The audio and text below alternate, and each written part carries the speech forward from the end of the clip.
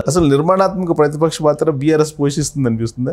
అధికార పక్షం సరే, బీఆర్ఎస్ అయితే ఖచ్చితంగా పోషిస్తుంది. ఎందుకంటే మీరు వీళ్ళందరినీ ఒకసారి చూడండి. ఒక్క కేసీఆర్ గారు తప్ప దాదాపు మంత్రులంతా ఎమ్మెల్యేలంతా కూడా కొత్త నెత్తురు. అది అంటే బీఆర్ఎస్ ద్వారానే ఎమ్మెల్యేలు అయిన వాళ్ళు ఎక్కువ మంది ఉన్నారు. వీళ్ళకి అంతకుముందు ఆ చిల్లర రాజకీయాలు చేసిన అనుభవం లేదు వాళ్ళకి. వాళ్ళ ఆ తాలూకు వాళ్ళంతా వెళ్ళిపోతున్నారు, అది ఫిల్టర్ అవుతున్నారు. అయితే నాకు తెలిసి హరీష్ రావు గారు కానీ కేటీఆర్ గారు కానీ నిర్మాణాత్మక ప్రతిపక్ష పాత్ర పోషిస్తారు.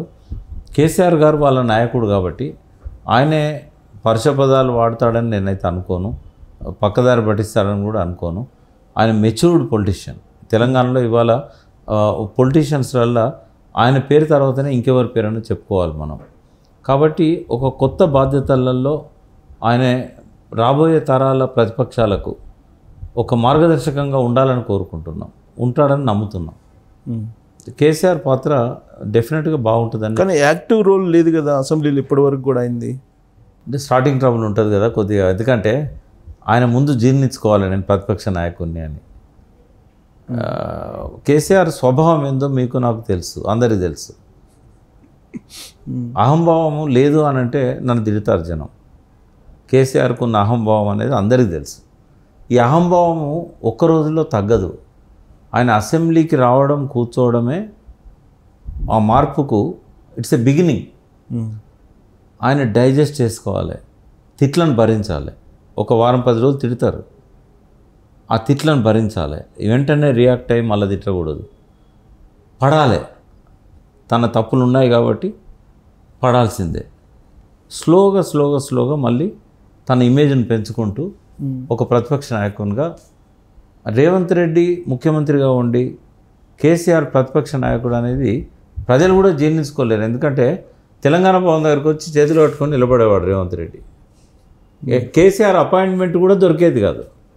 అంటే ఇప్పుడు కేసీఆర్ గురించి కూడా అదే చెప్తుంటారు కదా, కేసీఆర్ ఆదిలో ఎలా ఉండేవాళ్ళు అనేది కూడా రకరకాలుగా చెప్తుంటారు. ఎవరైనా అంతే, రాజకీయాలలో మొదలు వచ్చినప్పుడు ఆ పాత్ర తప్పదు. అయితే ఇదే కేసీఆర్ అదే రేవంత్ రెడ్డి. ఇక్కడ ప్రాబ్లం ఏంటంటే ఇదే కేసీఆర్ అదే రేవంత్ రెడ్డి. ఒకప్పుడు ఒక చిన్న సాధారణ కార్యకర్త, ఒక గ్రామ స్థాయి కార్యకర్త, ఆయన అడిగింది లోకల్ బాడీలో జెడ్పీటీసీ టికెట్, అది కూడా కేసీఆర్ ఇవ్వలేదు. ఇవ్వకపోతేనే పార్టీకి రిజైన్ చేసిపోయాడు. అటువంటి వ్యక్తి ముఖ్యమంత్రి అయ్యి ఇదొక.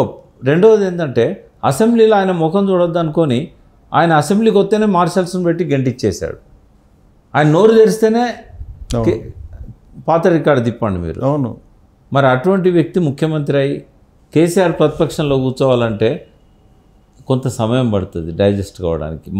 మనిషే కదా కేసీఆర్ కూడా, ఆయన లోపల ఎమోషన్స్, కానీ ఎమోషనల్ ఇంటెలిజెన్స్ అనేది ఆయన చూపెట్టాలి. ఆ సమయస్ఫూర్తి, ఆ సంయమనం. అక్కడ రేవంత్ రెడ్డిని చూడొద్దు, అక్కడ ముఖ్యమంత్రిని చూడాలి. సో ఇప్పుడు తెలంగాణలో చూస్తే తెలంగాణ ప్రభుత్వంలో యాక్చువల్గా ప్రతిపక్షం అధికార పక్షం రెండూ కూడా సమన్వయంతో వెళ్ళాలి, ఇది అభివృద్ధి దిశగా వెళ్ళాలంటే. కానీ ప్యూర్గా పాలిటిక్సే చేస్తున్నట్టు కనపడుతుంది, అటు కాంగ్రెస్ కానీ ఇటు బీఆర్ఎస్ కానీ. వేరే టైంలో చేసిన పర్లేదు సుబ్బారావు గారు.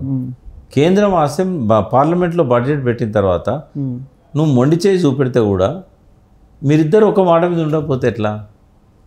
ఇప్పుడు ఇద్దరు కలిసి బీజేపీని తూర్పార పట్టే సమయం ఇది.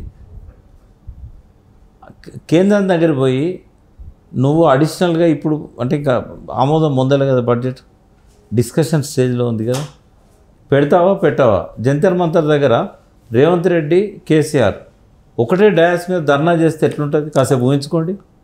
రేవంత్ రెడ్డి ఆఫర్ ఇచ్చారు కదా, ఢిల్లీకి పోదారా, ఇద్దరం కూర్చున్నా నిరాహార దీక్ష చేద్దాం రమ్మని చెప్పారు కేసీఆర్. వెంటనే యాక్సెప్ట్ చేయాలి కేసీఆర్, వెంటనే యాక్సెప్ట్ చేయాలి. చేయలేదుగా, చేయాలి. రెండవది తర్వాత ఈ బడ్జెట్లో నిధులు వచ్చేదాకా ఈ తెలంగాణ రాజకీయాలు పక్క పెట్టాలి. ఆ పాత విషయాలు ఇవన్నీ తోడొద్దు. ఇప్పుడు కాళేశ్వరం పేరుతో డైవర్ట్ అయిపోయింది అంతే. కాళేశ్వరం అయిపోద్ది, ఆ తర్వాత విద్యుత్ ఒప్పందాలు నరసింహారెడ్డి కమిటీ అంటారు, ఇవన్నీ వస్తాయి. ఏది ఎట్లున్నా కూడా సరైన దారిలో ఇద్దరు లేరు. ఇద్దరు కూడా సరైన దారిలోకి వస్తేనే. ఇక బడ్జెట్ గురించి ఒక 2-3 విషయాలు మాట్లాడదాం సుబ్బారావు గారు. ఈ బడ్జెట్ మీద చర్చ మొదలైంది, మనం చాలా విషయాలు మాట్లాడాము. బడ్జెట్లు తయారయ్యే పద్ధతి కరెక్ట్ లేదు సుబ్బారావు గారు. బడ్జెట్ ఎట్లా తయారు కావాలంటే లాస్ట్ 3 నెలలు కాదు బడ్జెట్ తయారు చేయాల్సింది. మార్చ్ 31 ఫిజికల్ ఇయర్ అయిపోగానే ఏప్రిల్ 1 నుంచి బడ్జెట్ తయారీకి రూపకల్పన జరగాలి. ఒక 3 నెలల సమయము జిల్లా కలెక్టర్లకు ఇవ్వాలి. నేరుగా కేంద్రం నుంచి నేరుగా రాష్ట్రం నుంచి వాళ్ళకు ఇన్స్ట్రక్షన్స్ పోవాలి. ఏమనంటే ప్రతి ఊర్లో గ్రామ సభ జరగాలి. ఆ గ్రామ సభకు ఒక అధికారి పైనుంచి పోవాలి. ఆ గ్రామంలో ఎవరికి ఏం కావాలి, ఆడ నీటి పరిస్థితి ఎట్లుంది, ఆడ వ్యవసాయమే ప్రధాన వృత్తి, చెరువులు ఎట్లున్నాయి, ఇమ్మీడియట్ నీడ్ ఏముంది, నెక్స్ట్ ఇయర్ చేసుకోవాల్సిన నీడ్ ఏముంది, ఏ కుటుంబాలకి ఏం కావాలి, ఇట్లాంటి విషయాల మీద ఒక బడ్జెట్ రూపకల్పన గ్రామ సభలో జరగాలి. ఈ గ్రామ సభలలో జరిగినవన్నీ కూడా మండలాలకు రావాలి. మండలాలల్లో దానికి ఒక సంక్షిప్త రూపం ఇవ్వాలి. అన్ని గ్రామాలకు సంబంధించిన అగ్రికల్చర్ బడ్జెట్ ఎన్ని కోట్లు కావాలి ఆ మండలానికి, అక్కడ నుంచి జిల్లాకు రావాలి. జిల్లా కలెక్టర్ గారు దీన్నంతా ఒక అబ్స్ట్రాక్ట్ లాగా తయారు చేయాలి. మా జిల్లాలో ఒక 2000 గ్రామాలు ఉన్నాయి లేదా 1000 గ్రామాలు ఉన్నాయి.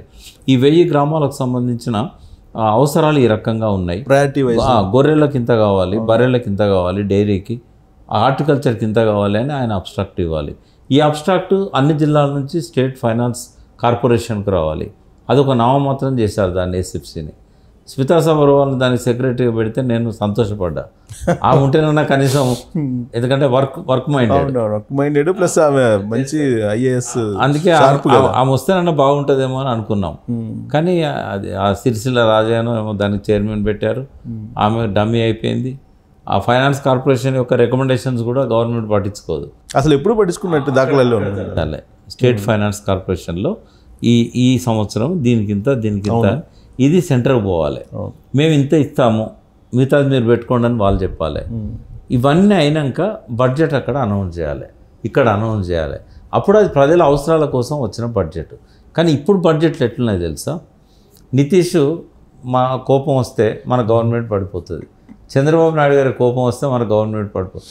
మంచి వర్డ్ వాడిండి రేవంత్ రెడ్డిని అభినందిస్తున్నా, కుర్చీ బచావ్. ఎందుకంటే బచావ్ నినాదం అంతా మోడీ గారిది. ఈ బడ్జెట్ అంతా కుర్చీ బచావ్ అని ఎలక్షన్లు ఎక్కడ వస్తే అక్కడ ఆ రాష్ట్రానికి ఇచ్చారు.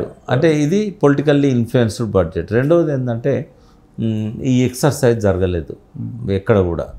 మూడవది ఏంటంటే కాంట్రాక్టర్లు, ఒక నెక్సెస్ ఉంటుంది, కాంట్రాక్టర్లు, అధికారులు, మంత్రులు. ఏ పని చేస్తే డబ్బులు ఎక్కువ వస్తాయి, డబ్బులు రాని పనులు చేయరు వాళ్ళు. కుంటల చెరువులో పెట్టారు, కుంటల చెరువులో పెడితే కమిషన్ ఎక్కువ వస్తే దానికి పెడతారు. ఆడ కమిషన్ ఎవరికి పోతుంది అంటే సాధారణ కార్యకర్తలకు, అక్కడ అసిస్టెంట్ ఎగ్జిక్యూటివ్ ఇంజనీర్లో పోతుంది, చీఫ్ ఇంజనీర్ కూడా రాదు అక్కడ నుంచి. ఉండే బడ్జెటే 60 లక్షలు 50 లక్షలు, అలా పనులకే 40-50 లక్షలు పోతుంది. ఆ మిగిలిన 10 లక్షలలో ఇక్కడ దాకా రాదు కదా, పైదాకా. కాబట్టి మొదటి నుంచి ఆ కుంటల చెరువులను ఇగ్నోర్ చేస్తున్నారు. దేశం సస్యశ్యామలం కావాలంటే ఫస్ట్ భారీ ప్రాజెక్టుల మీద కాదు పెట్టాల్సింది, చిన్న మధ్యతరగతి పెడితేనే భూగర్భ జలాలు కూడా పెరుగుతాయి. గ్రామ స్వరాజ్యం అని గాంధీ ఏదైతే చెప్పారో, మా ఊరు మా ప్రణాళిక అని పెట్టుకున్నారు కదా, అక్కడ నుంచి స్టార్ట్ కావాలి. బట్ వీళ్ళ దృష్టి అంతా కూడా ఒక 5,000 కోట్ల ప్రాజెక్టు ఏది వస్తుంది, దానికి మనకి ఎంత వస్తుంది. ఇప్పుడు మూసీ సుందరీకరణ ఉంది, ఇప్పుడు అసలు అవసరమే లేదు అది. ఎందుకంటే ఇన్నేళ్ల నుంచి మురికి కూపంలోనే మనం బతుకుతున్నాం. కనీసం కేటీఆర్ గారు ఉన్నప్పుడు ఎస్టీపీలు పెట్టించాడు, అవి ఫంక్షన్ చేస్తే చాలా ఆల్రెడీ డబ్బులు పోయినాయి, 3,600 కోట్లు పోయినాయి. మూసీలో కనీసం మురికి నీరు పారకుండా చేస్తే చాలు. సుందర ఉద్యానవనాలు, అందాలు ఇప్పుడు అవసరమా? ఆకలికి బాధపడుతున్నారు జనం, ఇల్లు లేవు. ఆ డబ్బులేవో ఈ స్లమ్లన్నింటినీ కూడా మల్టీ స్టోర్డ్ అపార్ట్మెంట్స్ కట్టవచ్చు కదా, ఓల్డ్ సిటీని అంతా రివైవ్ చేయొచ్చు కదా. అంటే ఈయన లేదంటే డబ్బు బాగా వస్తుంది. ఒకటేమో రెగ్యులర్గా వచ్చే డబ్బు ఉంటుంది. ఇప్పుడు రేవంత్ రెడ్డికి సంబంధించిన బంధువులకో, లేకపోతే ఆ మూసీ చైర్మన్కి సంబంధించిన బంధువులకో, అక్కడ ఒక మాలు, ఇట్లాంటి షాపింగ్ సెంటర్స్ ఇవన్నీ ఇచ్చారనుకోండి, రిక్రియేషన్ సెంటర్స్, వాళ్ళని ప్రతి నెల ఇస్తారు మామూలు. ఇంకా గవర్నమెంట్ ఏ గవర్నమెంట్ ఉన్నా అదే చేసింది కదా బడ్జెట్ అంతా. ఏ గవర్నమెంట్ అని అదే ఇప్పుడు నేను అనేది స్వాతంత్ర అనంతర ప్రభుత్వాలు, అది ఏ ప్రభుత్వం అన్నా కానీ కొంచెం ఎక్కువ తక్కువ అంతే. అయితే వీటి మీద ఫోకస్ కాదు కదా, ప్రజల అవసరాల మీద ఫోకస్. కానీ 2 బడ్జెట్ల రూపకల్పన కూడా ఈ లోపం కనబడ్డది అనేది నేను చెప్పదలుచుకున్నాను. బడ్జెట్లో ప్రత్యేకించి తలసరి ఆదాయం 3,40,000 చూపించారు తెలంగాణకి. ఇప్పుడు దాన్ని మనం బెంచ్ మార్క్ తీసుకొని అద్భుతం అనుకోవచ్చా? ఎక్సలెంట్. ఎందుకంటే దేన్ని బట్టి చెప్తారు అది, జిఎస్డిపిని బట్టి చెప్తారు, గ్రాస్ స్టేట్ డొమెస్టిక్ ప్రోడక్ట్. అంటే ఇక్కడ జరిగే వరి ఉత్పత్తుల దగ్గర నుంచి, అన్ని పంటల ఉత్పత్తుల దగ్గర నుంచి, పారిశ్రామిక ఉత్పత్తుల దగ్గర నుంచి. అయితే అద్భుతంగా జరిగింది 10 ఏళ్ల పాలన. ఇది విధ్వంసం కాదు, ఇది అభివృద్ధి. ఎట్లా జరిగిందంటే ఐటీ సెక్టార్, సరే దాని క్రెడిట్ చంద్రబాబు తీసుకోవచ్చు, రాజశేఖర్ రెడ్డి తీసుకోవచ్చు, కానీ అదైనా తెలంగాణ ప్రభుత్వమే, ఇదైనా ప్రభుత్వమే. ప్రభుత్వం అనేది నిరంతరంగా కొనసాగిస్తుంది ప్రక్రియను. లాస్ట్ 10 yearsలో 3 లక్షల ఐటీ ఉద్యోగాల నుంచి 9.5 లక్షల ఐటీ ఉద్యోగాలకు పెరిగింది. 6.5 లక్షల ఉద్యోగాలు వచ్చినాయి. ఉద్యోగాలు వచ్చినాయంటే డెవలప్మెంట్ పెరుగుతుంది, అలా సర్వీస్ సెక్టార్లో అభివృద్ధి అనేది కనబడుతుంది. తర్వాత ఎక్స్పోర్ట్స్ బాగా పెరిగాయి కదా. ఎక్స్పోర్ట్స్ ఆధారకు ఎంత ఉండే, ఒక 60 లక్షల కోట్ల ఎగుమతి ఉండేది. అది ఎవ్రీ ఇయర్ పెరుగుతూనే ఉందండి ఐటీ సెక్టార్లో ఎవ్రీ ఇయర్ పెరుగుతూనే ఉంది. దానికి అనేక కారణాలు ఉంటాయి. బట్ క్రెడిట్ తీసుకున్నా పర్వాలేదు, బట్ అభివృద్ధి జరిగిందా జరగలేదా, దానివల్ల మన స్టేట్ డొమెస్టిక్ ప్రోడక్ట్ పెరిగిందా లేదా. రెండవది, 3 సెక్టార్లు మేజర్గా వచ్చేది సర్వీస్ సెక్టర్, సెకండ్ వచ్చేది ఇండస్ట్రియల్, థర్డ్ వచ్చేది అగ్రికల్చర్. అయితే మూడిట్లో గ్రోత్ పెరిగింది. ఇండస్ట్రీస్ కూడా ఎంఎస్ఎంఈలో మీడియం కానీ, స్మాల్ కానీ, మైక్రో కానీ, ఎంఎస్ఎంఈ, ఇవి కాకుండా పెద్ద ఇండస్ట్రీస్, భారీ ఇండస్ట్రీస్ మొత్తం కలిపి 25,000 ఇండస్ట్రీస్ వచ్చాయి. అలా మేజర్ ఇండస్ట్రీస్, మీడియం ఇండస్ట్రీస్ ఒక 3-4 వేలు ఉంటాయి. 22,000 micro, medium and small, micro and small, away 25,000. Micro అంటే ఒక వ్యక్తి ఒక 4-5 పెట్టుకొని పనిచేసేటి, లేదా 2 వ్యక్తులు కలిసి పనిచేసేటి, అలా 10 మంది కూడా ఉండొచ్చు. వీటి నుంచి వచ్చే గ్రోత్ కూడా మనం గుర్తించేంత ఎక్కువగా ఉంది. కాబట్టి జిఎస్డిపి 59,000 కోట్ల నుంచి దాదాపుగా, అంటే రెవెన్యూస్ నేను చెప్పేది, జిఎస్డిపి చాలా పెరిగింది, 13 లక్షల కోట్లకు పోయింది 5 లక్షల కోట్ల నుంచి. కాబట్టి ఇవన్నీ కూడా పరిగణలోకి తీసుకున్నప్పుడు